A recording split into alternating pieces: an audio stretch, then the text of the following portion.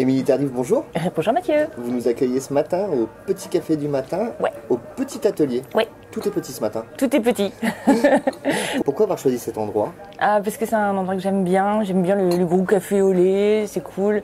Puis c'est rue Colbert, et moi rue Colbert c'est le début de mon quartier. J'habite du côté de la cathédrale et j'aime bien ces endroits-là, j'adore mon quartier, c'est un quartier super vivant et voilà, je me suis dit pourquoi pas ici, au contraire, c'est cool.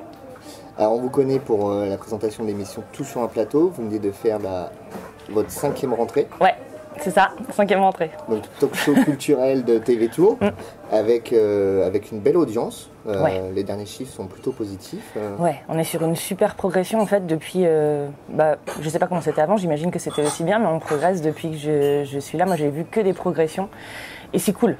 C'est cool, mais je pense que comme on fait un peu le même boulot à un certain degré, on sait aussi que les gens ont de plus en plus envie d'être au courant de ce qui se passe autour de chez eux, que toute cette petite période où on était très intéressé par Paris, par les grands médias, aujourd'hui on a envie de plus de simplicité, de proximité, et je pense que TV Tour bénéficie vachement de ça.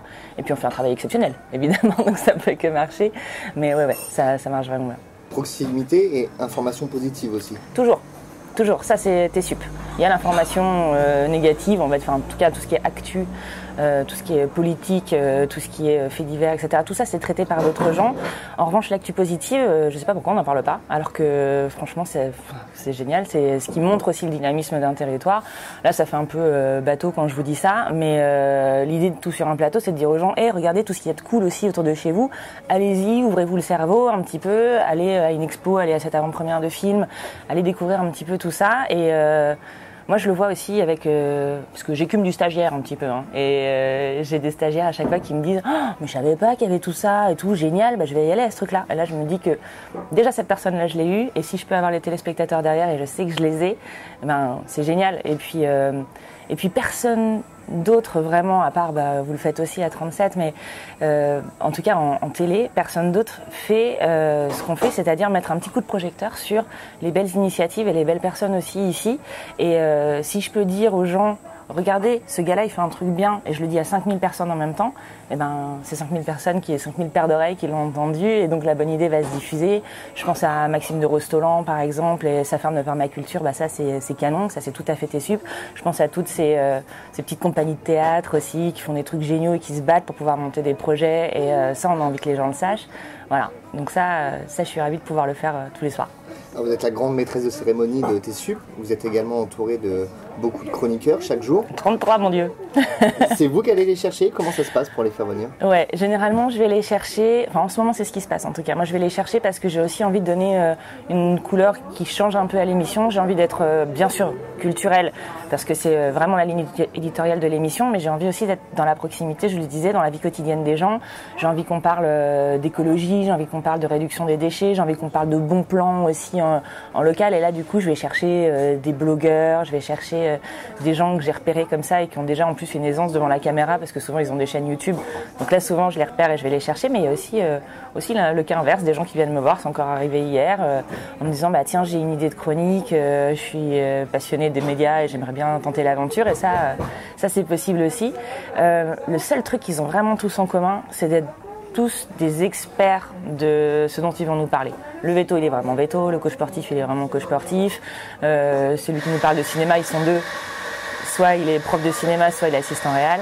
Il faut vraiment qu'on ait un vrai bénéfice, quelque chose de pédagogique aussi pour les gens, mais à partir du moment où ils sont cool, moi voilà, je suis ravie. Alors, certains de vos chroniqueurs passent sur des télés nationales derrière. Ouais. Vous avez vu Aymeric Rouillac? Voilà, exactement, j'ai vu Aymeric Rouillac dans La Quotidienne. Mon petit bébé qui devient grand. Il y a également, comment s'appelait la chroniqueuse musicale c'était Bintili Diallo qui était partie sur BFM TV, là je crois qu'elle repart à Radio France. Ouais. Vous, ça vous tente pas les télés nationales? Vous avez déjà été approché? Il n'y a pas que les chroniqueurs, il y a aussi les présentateurs, effectivement. Quand je pensais à Jean-Baptiste Boursier qui a créé cette émission, il a créé le format Tout sur un plateau. Aujourd'hui, il a sa tranche chaque soir sur BFM TV aussi. De toute façon, BFM TV aspire les talents de TV Tour. Ils sont pas moins de 5 à BFM TV, à être passés par TV Tour avant, avoir été formés à l'école TV Tour. Je pense que ça fonctionne.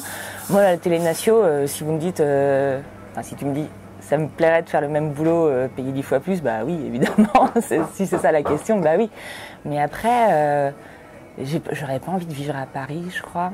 Plus maintenant, quand j'étais jeune et que j'étais étudiante, tout ça bien sûr, mais là, j'aime ma ville, j'aime ma vie ici, j'ai ma famille, je sais pas. Bon, une fois par semaine peut-être, faire un aller-retour, mais pas bouger. Et puis je sais pas, pour citer Aurélie Renaud chez nous, j'aime bien ma petite télé quand même, c'est cool, on n'est pas payé cher mais on rigole bien. Des nouveautés justement sur TV Tour à venir? Ouais, carrément. Bien sûr, on essaye à chaque fois de se challenger un peu, parce que même si on fait partie d'un gros groupe, on est quand même une filiale du groupe NR, qui est un groupe historique de médias en local. On vit quand même comme une start-up, on a des tout petits moyens, on est toujours en train de se battre et d'essayer d'être malin. Et là, on a décidé de créer un format un peu plus réactif que certaines émissions qu'on avait avant. On avait par exemple l'émission économique une fois par mois, on avait l'émission plutôt politique une fois par mois, l'émission de débat une fois par mois. Ce qui fait que ça nous empêchait d'avoir une certaine fraîcheur, parce que si on avait une bonne info, on se disait tiens, on va la mettre dans l'émission économique, mais c'est dans 3 semaines. Et ça, on a envie de le bouger un peu et on crée un format qui s'appelle le Grand Talk, qui va être une hebdo et qui va nous permettre de la modifier. En fait, elle va être changeable. On va changer les curseurs en fonction de l'actu pour pouvoir coller un petit peu plus justement à ce qui se passe autour de chez nous, être plus dans la réactivité et puis mieux utiliser aussi l'expertise des journalistes de la rédaction, parce qu'aujourd'hui, s'il y a un journaliste qui va sur le terrain et qui fait un reportage, il va rencontrer des gens, etc., eh ben, il va devoir redire au présentateur, bon alors, je suis allé rencontrer tel gars, voilà ce qui s'est passé, alors qu'avec ce format, on va pouvoir faire venir le journaliste en plateau pour qu'il soit justement l'expert du truc et qu'il nous raconte ce qu'il a vu sur le terrain.